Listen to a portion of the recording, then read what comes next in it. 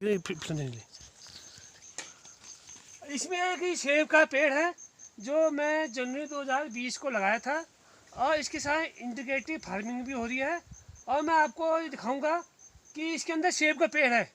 और दिखाई में देखो, पीछे देखो, सब पेड़ दिखा दिए। ये काट के लाऊं पीछे से अरबी का पूरा सेब का बगीचा है। तो अब हम इधर सेब का बगीचा है और इसमें अरबी है और अरबी तैयार हो चुकी है। अब हम इस अरबी को काटेंगे और उसके बीच में आपको सेब का पेड़ मिलेगा और कागजी नींबू मिलेगा एकदम बड़ा 250 ग्राम का। तो अभी देखते हैं, देखो इसके अंदर कागजी नींबू है, अनार का पेड़ है, सेब के पेड़। और मैं आपको दिखाता हूँ, यहाँ इसके अंदर पेड़, बहुत बड़ा पेड़ है सेब का। तो उत्तराखंड में बागवानी हो जाएगी, लेकिन उसको आपको काम करना पड़ेगा। पेड़ लगाने से कोई फ़ायदा नहीं है, आपको उसको हर महीने प्रूनिंग, थिनिंग और मेरे सुनिए। अभी देखो इसके अंदर पेड़ है, अभी दिखाई दूंगा आपको मैं, बहुत बड़ा पेड़ है। अभी इसमें ये अरबी है, तो अरबी भी तैयार हो गई है और सेब के पेड़ भी तैयार हो गए। तो हमें काम करना चाहिए, हमको काम से शर्मा नहीं होना चाहिए, क्योंकि तभी उत्तराखंड का विकास होगा, तभी उत्तराखंड का प्लान रुकेगा। कहने से और करने में बहुत फर्क है। ये सेब का पेड़ अभी मैं पूरा कटिंग करता हूँ, फिर दिखाऊंगा आपको सेब का पेड़। और हमें काम करना पड़ेगा ग्रास रूट पर। मुझे आज 4 दिन हो गए, 4 दिन कंटिन्यू काम करते करते। अभी 2 खेत रखे, 3 खेत और हैं। तो हम दिखाएंगे आपको सेब के। ये देखो, अब इसको बाइंडिंग करनी है, अब ये बाइंडिंग करनी है इसको। तो ये सेब जनवरी के महीने में लगाया था और ये यहाँ था सॉरी, ये यहाँ था। अब ये 6 महीने के अंदर सेब इतना बड़ा पेड़ हो गया। तो हमको, मैं अब यहाँ भी पेड़ है उसके, अनार के पेड़ है, तो आपको दिखाता हूँ अनार के पेड़। यहाँ तो एक अनार पे, हाँ ये भी रहा अनार का पेड़। और दिखाता हूँ मैं आपको, धीरे काम चल रहा है। और उत्तराखंड की अर्थव्यवस्था की रीढ़ की हड्डी आपकी बागवानी होगी, उसके बाद विद्युत जल परियोजनाएँ, उसके बाद टूरिज्म। तो हमें काम करना पड़ेगा। इसमें मैंने लौंग का पेड़ भी लगाया था, हींग का पेड़ लगाया था, अब ढूंढ रहा हूँ मैं। और ये हमारे पुरखों की ज़मीन है और पितृ की ज़मीन है, तो हमें काम से नहीं शर्माना चाहिए, क्योंकि किसान ही आज का अन्नदाता है, किसान ही आज का अन्नदाता है। और आप दिखाइए, ये मैं भी दिखाता हूँ इसमें कितने नींबू लगे हैं। तो नींबू लगे हैं, तो हमें काम करना चाहिए और काम से शर्माना चाहिए, क्योंकि बहुत ही काम करना चाहिए। अभी मैं इनको स्प्रे करूँगा, फंगिसाइड का दवाई छिड़का करूँगा, तो तब काम हो जाएगा। और ये नींबू, अभी ये दिखाता हूँ आपको नींबू। तो नींबू दिखाता हूँ मैं, 2 साल का पौधा, तो नींबू है। और ये नींबू है, इतने नींबू लगे रखे, ये कागजी नींबू इतने लगे हैं, कम से कम 60 दाने होंगे। ये कागजी नींबू को झुका रखा है, ये कागजी नींबू झुके, ये कागजी नींबू, ये देखो इतने बड़े दाने हैं। और कागजी नींबू, और ये सबसे बड़ा दाना ये रहा, ये होगा आपका 100 ग्राम, ये कागजी नींबू। तो नींबू, तो इसको बोलते हैं 12 नींबू।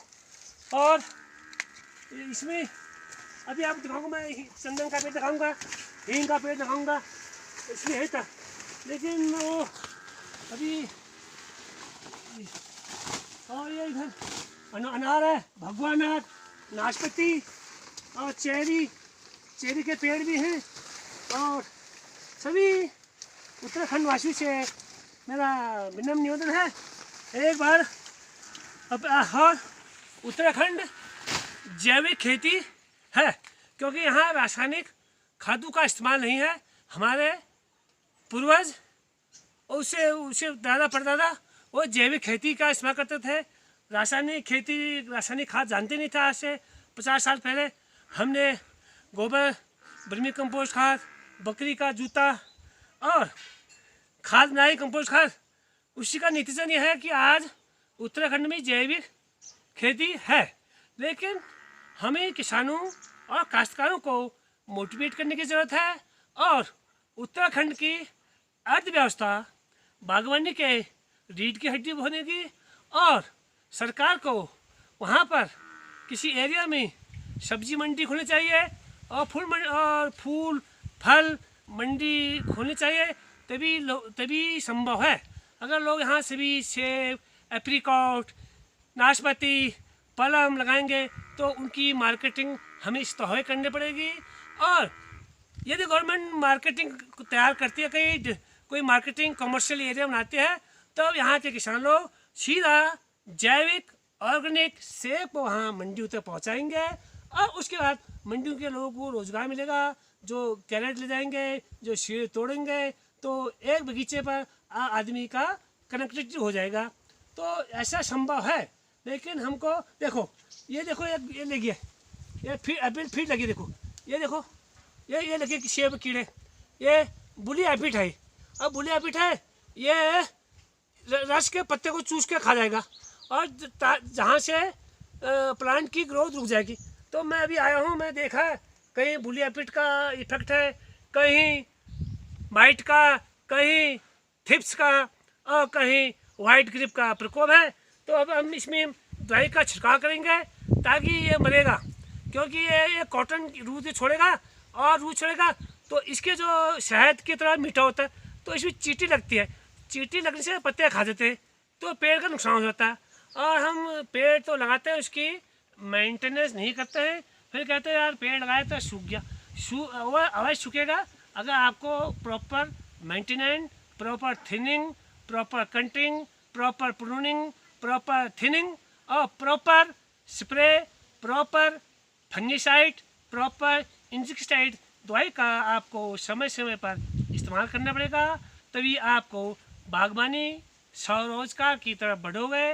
नहीं तो पेड़ लगाने से, मैं देखे कितने लोग पेड़ लगाते हैं और कहते हैं उनका रिजल्ट पेड़ सूख गए। पेड़ लगा के उस पर घास, खरपतवार, कीड़े, थिप्स, एफिड, बुली एफिड, स्टॉम बेरर, तमाम प्रकार के कीड़े लगते हैं जो पत्ते के रस चूस देते हैं और धीरे धीरे पेड़ सूख जाता है। और फिर कहते हैं पेड़ तो सूख गया, लेकिन आपने उन पेड़ों की देखभाल प्रॉपर तरीके से नहीं की, इसलिए पेड़ सूख जाते हैं। आइए मेरे किसान भाइयों, और जो उत्तराखंड कोरोना के प्रकोप से आज उत्तराखंड में सभी लोग गांव की तरफ आ गए हैं और अपनी खेती बाड़ी, आपके पास पूर्वजों पितरों की खेती बाड़ी है, वो भी जैविक खेती है, ना उसमें कोई रासायनिक मिला है। और जैविक खेती की बहुत ही मूल्य है। और रासायनिक खेती में अगर हम रासायनिक खादों का प्रयोग करेंगे तो उससे कैंसर, हेपेटाइटिस, तमाम बीमारियां होती हैं। तो हमें जैविक खेती को आना चाहिए और गवर्नमेंट किसान लोगों को मदद करनी चाहिए, और तभी संभव है। पेड़ बहुत महंगे आते हैं, उनकी मेडिसिन महंगी आती है, स्प्रे, कटिंग, प्रूनिंग सभी तमाम। यदि गवर्नमेंट सभी को प्रॉपर तकनीकी ज्ञान दिया जाए तो उत्तराखंड एक दिन हिमाचल की कम्पीट कर देगा। और हिमाचल में सबसे पहले चौपटिया रानीखेत में सेब के प्लांट मटेरियल 1971 में हिमाचल में गए थे, और आज सबसे पहले उत्तराखंड में सेब उत्पादन चौपटिया गार्डन में हुआ था। वहाँ रॉयल डिलीशियस, रेड डिलीशियस अच्छे किस्म के सेब लगाए गए थे। लेकिन आज उत्तराखंड पिछड़ चुका है और हिमाचल हमें कई गुना आगे पहुंच चुका है, जबकि हिमाचल की सेब की देन चौपटिया रानीखेत की देन है। यहीं से प्लांट मटेरियल, अच्छे क्वालिटी के मटेरियल गया था वहाँ। और लेकिन हिमाचल के गवर्नमेंट ने बागवानी पर बहुत ज़्यादा ध्यान दिया और नौनी सोलन हॉर्टिकल्चर इंस्टीट्यूट वहाँ खोला है। सभी वहाँ किसानों को, मैं भी गया, सोलन गया, लेकिन वहाँ किसानों को प्रॉपर ज्ञान दिया जाता है, तभी संभव है।